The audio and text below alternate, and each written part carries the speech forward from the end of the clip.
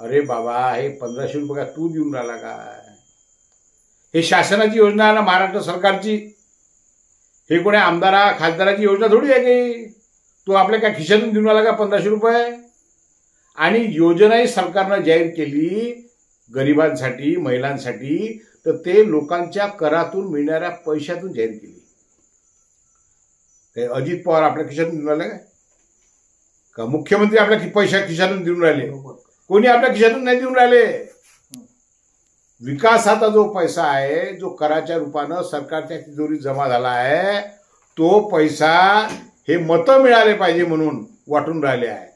आणि इथं मात्र रवी राणा महिलांना धमक्या देऊन राहिला आहे. तुम्ही जर दिले नाही तर तुमचे 1500 रुपये मी काढून घेईन, तुम्ही जर आशीर्वाद दिला नाही तर 1500 रुपये काढून घेईन. की या मेळाव्यामध्ये कुठे असं वक्तव्य गंभीरतेनं बोललो, हसी मजाकच्या खेळामध्ये, भावा बहिणीच्या नात्यामध्ये हे वक्तव्य खऱ्या अर्थानं बोललेलं आहे.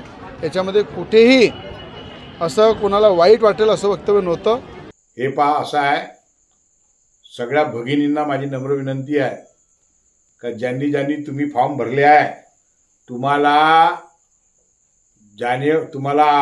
जुलै ऑगस्ट सप्टेंबरचे 1500 रुपये भेटण्यासाठी कोणीही थांबू शकत नाही. ते भेटणारच आहे, अगदी घेऊन टाका. पण जसं यानं 15 लाखाचं गाजर दाखवलं होतं 2014 मध्ये, जर आम्ही निवडून आलो, नरेंद्र मोदी आली, जर भाजपचं सरकार आलं तर 15 लाख रुपये तुम्हाला आम्ही तुमच्या खात्यात टाकू. ते 15 लाख रुपयाचं 10 वर्षानं 1500वर आलं. त्यामुळे या खोटारड्या प्रचाराला बळी पडू नका. हा सगळा खोटा प्रचार आहे.